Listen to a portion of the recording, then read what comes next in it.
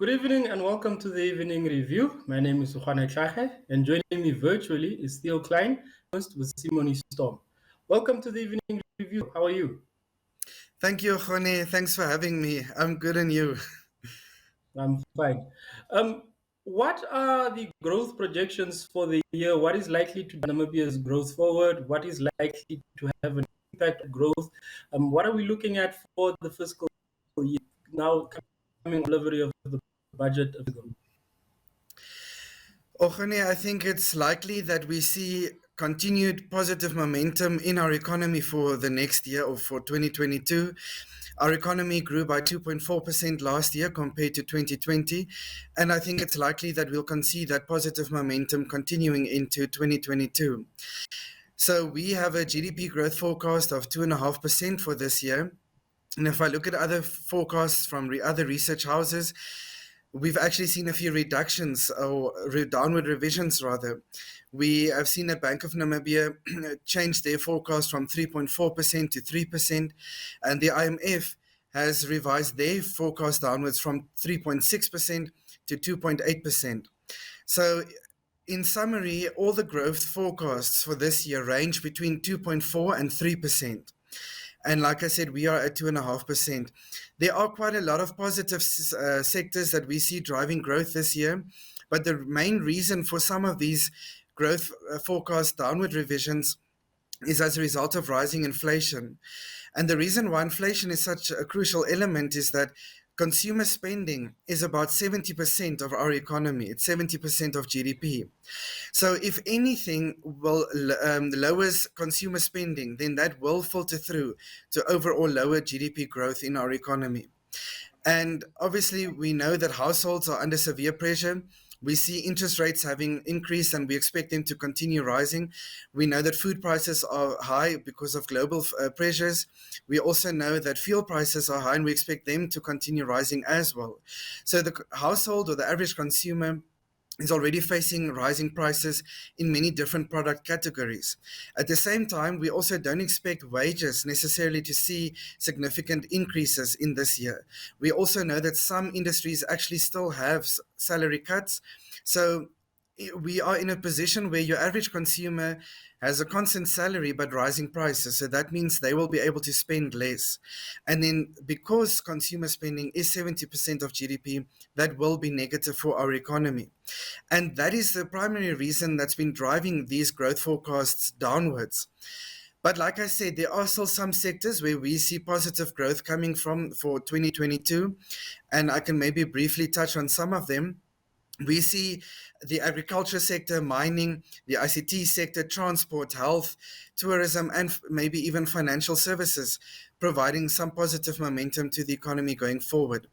In agriculture, we know that we've had improved rainfalls in various parts of the country. So we also see that the Namibia Agronomic Board has increased the number of products that are not allowed to be imported from other countries into Namibia. And that signals to us that local crop farming production has increased and is likely to meet local demand. So that already is a positive. We also see that the slaughtering of livestock in cattle, sheep, pigs, and goats on an upward trend compared to last year. And we also see double-digit growth in exports to our markets in Europe and other African countries. So we are also fairly positive on the livestock sector in general.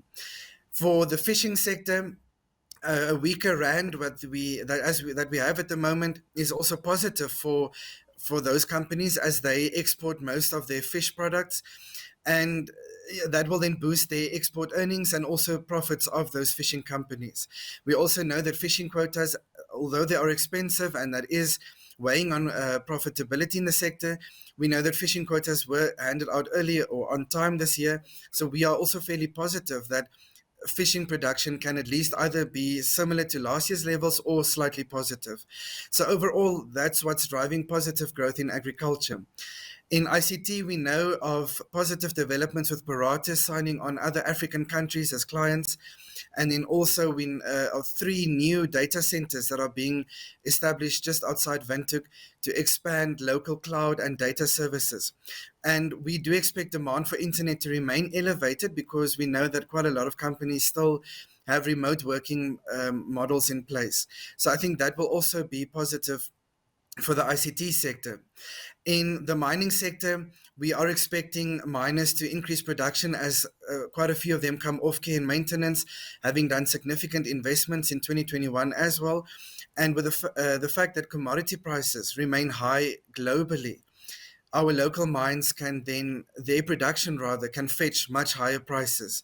So that should also boost their export earnings and company profits. Then I think also in health, we expect demand for health services to remain relatively elevated, especially if we see a rise in COVID-19 infections in the upcoming winter season. As for health and transport, what are your projections?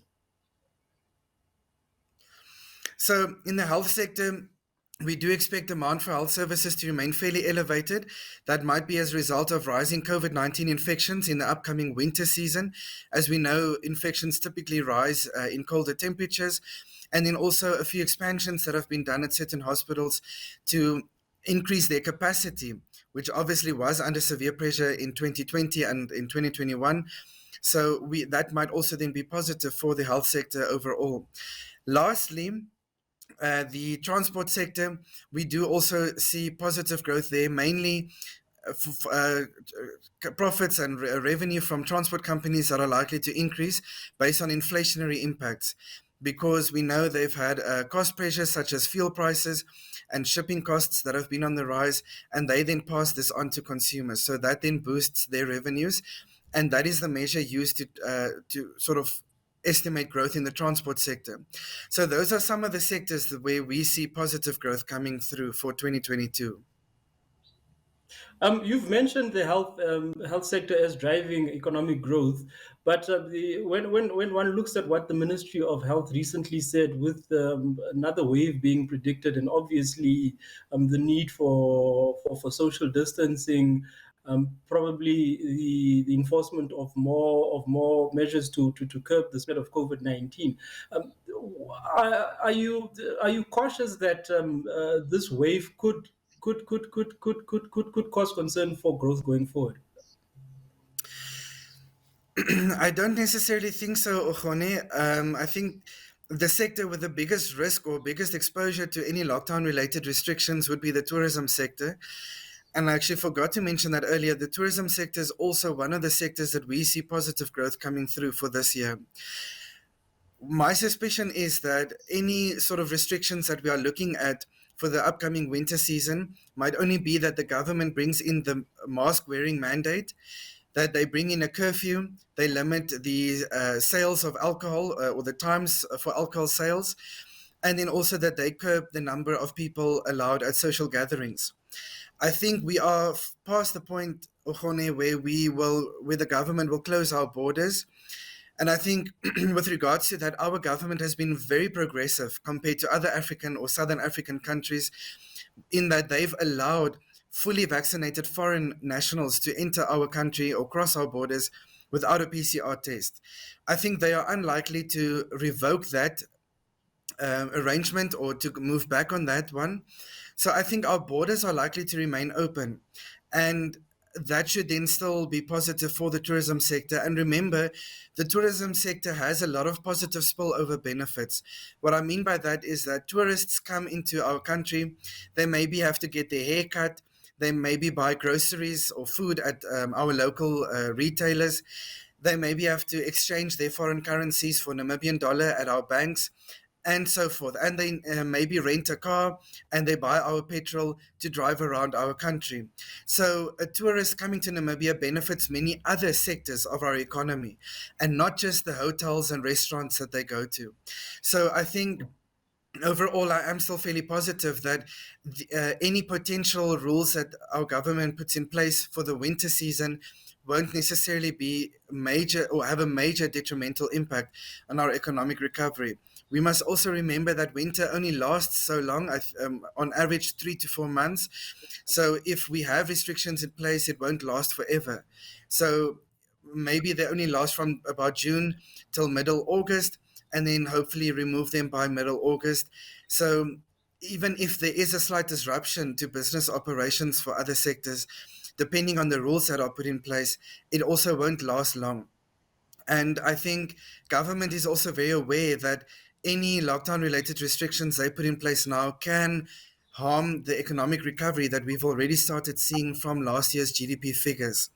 So I think they will also take that into consideration. And that's why I don't foresee any major or very strict restrictions being put in place. Okay. And then I want to touch on Namibia leading an investment delegation to the World Economic Forum summit currently underway in Davos. What are the potential benefits that that Namibia stands to gain from this delegation to Davos, and are we optimistic as a country to attract investment? I think it's certainly a wonderful platform to showcase Namibia to foreign investors and foreign governments and so forth. I think it is very refreshing to see Namibia being very proactive in this, and I've seen the offices in Davos, the Namibian office, and I know that they have a very busy schedule where some of the main points will be the green hydrogen project, amongst other renewable energy projects that they would try or that they'll present to foreign investors and so forth. So I think in that sense it is a very positive development. However, I think if we are to see any serious business coming out of those presentations to foreign investors, there's a lot of work that remains to be done locally. The point is, Ochone, it's one thing to go to foreign platforms and to market or sell Namibia as a very attractive investment destination. We are a country with great potential, especially for renewable energy generation, which is one of the themes that they are pushing for. But the question remains, when those foreign investors actually decide to go ahead with certain in projects in Namibia, what will be the experience when they actually come to our country? As you might know, our ease of doing business is not very good. If we compare ourselves to other African countries, over the last 5 years, it's continued to deteriorate. So we've moved from about 62 to 73, if I'm not mistaken, on the ease of doing business index, where 100 index points indicate that it's not easy to do business at all. So we've been increasing on that index scale. The problem is, when those foreign investors come to our country, can they set up businesses easily? Can they find land easily to set up their project? If it's whether it's a factory or a renewable energy facility whatsoever, how easily can they get things started? And there we know we still have a lot of challenges that we need to address. So that remains a concern for me, that it's good to go and market our country to foreign investors. We know there's a lot of money out there that could potentially come to Namibia, but the problem is, what is public administration in Namibia and so forth, and ease of doing business. We don't necessarily always have a pro-business environment. So, and we are not always very welcoming to foreigners, especially from a Home Affairs perspective, where we do not, foreigners actually struggle to get working permits in our country. So that's why I say we are not always welcoming to foreign nationals. So I think those are problems that that government will need to address. And if that can be resolved, if we can create a pro-business environment, then of course I see medium to long-term benefits for our economy, because we certainly need foreign capital to come and set up businesses. We need foreign skilled people to come to Namibia and operate these businesses or facilities or factories or whatever it is that they do. And they need to come here and also transfer skills to our locals so that we can take over and operate these projects ourselves on an ongoing basis. So that's what we need for long-term economic development. But obviously, we don't necessarily hear a lot of talk about changing the regulations and so forth to create a more pro-business environment in Namibia.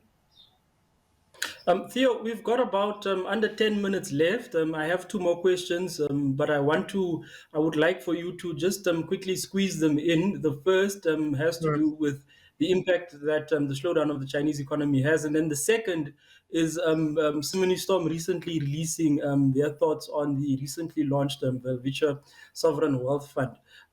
Your thoughts in brief as we close. Okay. I think one of the biggest risks from an economic slowdown in China for Namibia would be inflation.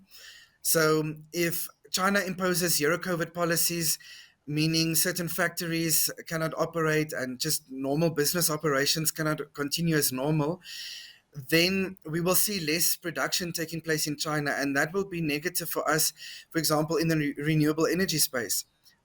A lot of local engineering companies get their solar panels, amongst other technological equipment for renewable energy projects from China.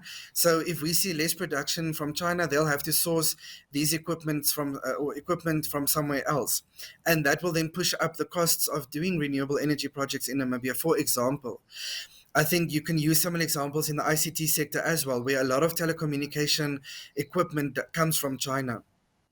The other thing is China is not consuming its normal levels of oil or fuel, rather. So as soon as they lift their lockdown restrictions and demand for oil increases back to normal levels, we can expect global oil prices to increase, and that will then lead to higher fuel prices for Namibia. We also already have a weaker rand, so that combined will also lead to fuel price hikes. And fuel or higher fuel prices is sort of the tide that lifts all boats when it comes to inflation. So that will lead to increase in prices of many other product categories in Namibia. And that will then, of course, add more pressure to household budgets. So I think that sort of is for me, if I can highlight one of the points from our recent China report, that would be the main point there. With regards to the Velvicia Fund, I think we commend government for this achievement of putting the Velvicia Fund in place, obviously being Namibia's first sovereign wealth fund. The rationale for that is just that government needs to save during good times so that they have savings to draw from and spend during bad times.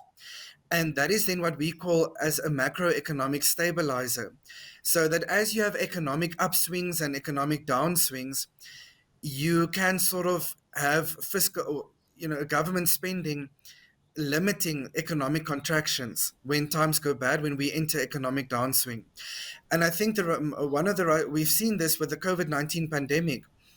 We did not necessarily have a large pool of savings to give to the nation in the form of unemployment benefits for those who lost their jobs as a result of the lockdown, or to provide business support to businesses who had to close down. So that typically, if we had a sovereign wealth fund in 2020, then that would, for example, be one of the uses for that fund. So I think it is definitely a good thing to have. It is certainly a good economic tool to have in place. So, going forward, we are optimistic that there will be better social safety nets for those who are, who incur a loss in terms of jobs or businesses if we have some sort of new crisis or viral outbreak in the future. So I think that is a very positive thing. However, we do also know of examples of sovereign wealth funds where governments changed the rules to withdraw from these funds due to rising political pressure. The typical scenario where, we rather want to satisfy voters now and sacrifice future benefits. So we've seen that kind of political pressure taking place in other African countries and other countries overseas in the last 20 to 30 years. So we are also aware of these potential risks, that we cannot have political pressure on the Velvicia Fund to withdraw money to satisfy short-term voter needs, just to garner voters for any political party. That is not the proper use of a sovereign wealth fund, but it remains a risk for us. We need strict governance and good quality governance in place, rules and regulations that limit any abuse or misappropriation and fraud of the Welwitschia Fund. And I know government has these drafts or these documents drafted already, but they still need to be signed into legislation. But it's one thing, Ochone, to have legislation in place, and it's another thing to enforce those rules. So what the Namibian experience will be like, we'll have to obviously wait and see. But we are aware, or cautious rather, that we need proper checks and balances on government in place if this Welwitschia Fund is to serve its economic tool or its economic function. Thank you very much for joining us on the Evening Review. Thank you for having me, Ochone. That was Theo Klein of Simony Storm Securities. Have yourself a pleasant evening. Goodbye.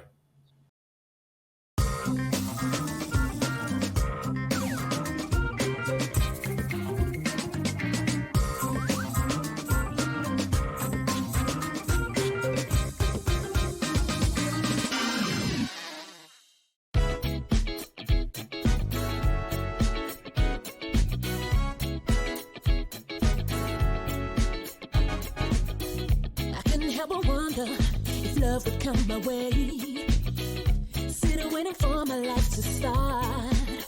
Oh yeah, I couldn't help but wonder if I'd see a brighter day, that I would find some peace of mind, and love would fill my heart.